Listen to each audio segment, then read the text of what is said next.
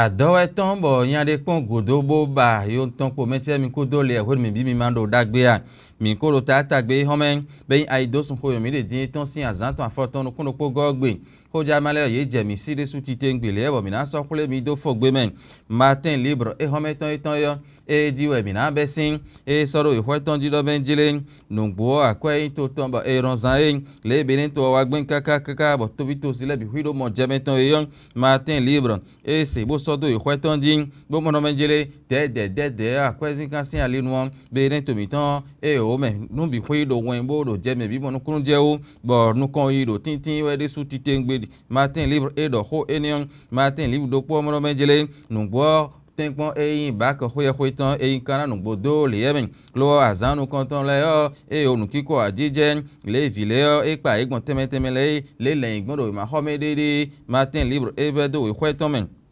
miakuno menjele àjọ horo tomito me fidiyan won do mo yari adele wa di me bo ino le won do mo enele ji we no gbon lobo no wa àjọ hore me bo me gege no dina indopo àjọ yin we go wo lo sin apa ho lo yan tan go me mejile mi nen ka to de gbon ro fene bo ka de kan hun Matin Libre we do ho mo nkan tan do bo la fo so ho ko be me ho ko du mo ne gbe otan be do ho mejile mi minatuno menjele no gbo yin kana bo do ho lo ko fleme pẹpẹ ka de meme ko fleme inele de be ka me na pa nu kan don do aji Matin Libre we do nu cambio hu ni osodo e hweton di e mentilemi Matin Libre do po do mono menjele no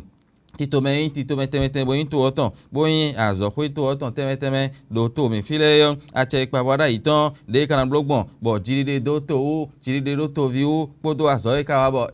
azo wo kwise titingbe o Matin Libre se ho ne wo soro ko tan din démocrate le di on hore vole ukundo feneme hore vole ukundo démocrate le si apa ko Eric hunrete ye dian elevo yi ho kan ho ko do wa yi do fi isomo yo ere hunrete elevo yo lo ho me démocrate le dian o modo menjile fi no je din yo iranda lo te na ere hunrete ewero eni ondo Matin Libre se wo soro we tan din fraternité de sous tesora gagblangun ro we tan din homen etime po no menjile démocrate le sin ho dian ere hunrete yo ele yin kanu wori do sin ho le dogbon da ye yo ekunyo minu kunbe din na le bo ho eni kan alopa fodefo fraternité do eni me mentilem bole mo Marius Adjagan no ye din ewe na dogo ngba ho ibi ni to tan tanu men do Gaston do suwi Gaston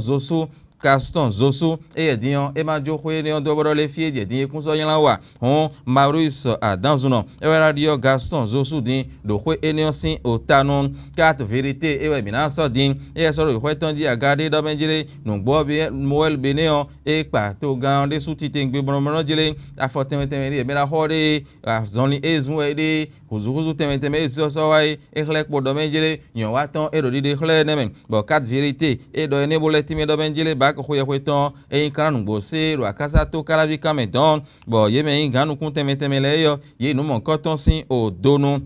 Milanson la boussole hometon yo timedo benjile romier wada yi afonu konton ko de honu edugangodo yo ko jije mu ko no mon konton leme bo mono benjile ne kara gbo nu ko ina levotin humo la boussole wedo enium mentilemi minat no benjile hunete sin apa ho ide dion ye de levo kanu hoido ero démocrate le sin apa ho do benjile kun ko do ho gbo me dans laisser wa kon de voelo l'emblème du jour hometon mono benjile nu gbo dogo ngba ho ibe ni to ton tarun dion Marius Adjagan so bo era no hwe mon koton tanu mi atno le Joseph jogbenu lo modun de menugun sin agba sadan ero wezun kan de su ti tengbe bo le na wa gbon bonu kan ina tin hu gan le kodegbon azo ten mira ho era si hu wa bo dio na tin ero nu mon koton gle hwe sin to ho me dion ero hwe de ho mi ton do fo dun ho ro podo o yesu me podo nu temeteme to mi no yo ne le bi fipo ko atan di ero wezun enion jiro don be ko pa me de su ti tengbe nu kan ina le tin l'emblème du jour de ho mon koton do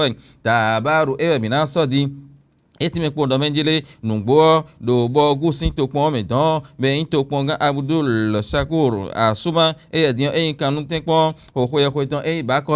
bo bi o file po do menjele ye ni tin gba wa do po le kun de me o men minat ndo o ye me hoja zo ato teme le ne kana blogmo so din jan bo no intre politique ho ma kinge ho din do ko inu mi de din yo do ho de o bo ne kana blogmo bo hoja zo ato le na tunu ndali nenu so din jan para kwa ewe mina so din hoje ne e monomenjele conseil économique et social CES ne do mo mi atun do menjele hoye ne kana blog mo café scientifique e ran kana hoye bo na gbe kan de nun bo le na yin gbo to to si o ni do meton e na konte ro to me bo gbe do bo set on vo e na chicken ropo bo alora lo me gbe me nu ko ina si hotin para kwa e do ho enion ble monomenjele dogun gba ho benin to tanu marusa dans no e we so nu gbo bo e na si ho gbe kan da zo nu do fnen la tribune de la capitale e we mina so din e ti me po no menjele gonda ho eno kwenu kundo bola faso ho ro to mi to infio e na blo so mi devo bo me na no gbeta da ho mon ko ton ro to mi to infio mi na tun lo epo pere me kaka fi wo sun si azan ko run kun we go gbedan e na blo no mon ko ton la tribune de la capitale lopo e mo no menjele me no du gante meten ro bene to mi to infio le si ondogbon e do e so we kan alopade yo ara ido gbero sengba sa ma no a ngodo ndele nkoro dokun lele ho chuwa du gan men e du gan pe yo e no le vo ide hledo a dokun lele ndo da ibodo yo edi to si e bere fi boro kan do temetemele ye kara form nko ton do adio no cambio ho voton e we tribune de la capitale so we ton din l'informateur e we mina so din etime ko ndo menjele ko wa ye si akwe temeteme izan social world de ye mogbon yo e la blogbo do ton yonu sangbe e jawe yo to hun glinten bere to ton fere din yo ye me do kele yo kicha do itentime kaka bogbeta e ton da ho ro inu fine yo ye ro cho ho su yo lo to kun temeteme menjele il quelqu'un boit d'afro ho me lo matin libre et homme ton et dieu bien le ko et tu me ko no menjele Tempon bako e kana nungbo hwe bo azanu konton le ngbondo we ma home dede yo e to do we hweton e mentilemi minat nole ajo hogbon kanu din gbon do mi ton le di yo ho neme megegedo ndina e bode kan lo o hwesin apa hwe yo ajo inde me apa eni hwe di on e kade gbon aji matin libre e we do hogbon konton do minat nole a che pa e wada iton yo no kon iro tintin we de su titengbe e do ade ji bo na wa zo bo na hwise o mene su titengbe to na do jide do mewo e ro taji bo romian dai no tere di lo ne ka agbon kaka bo e ya kwesiza to ton yo e ro we dede o me mo kun je obodo mi made me yo matin libre e so do we kweton din LD le dion démocrate le neme ye de monument jire gbere kon we ho ko do fine yo e na le ko aji dan matin libre e so do we kweton di e ni o jije mi kana no te do e home no e hoja mala ye henu pepe e do tere mi e je mi ko de ne e so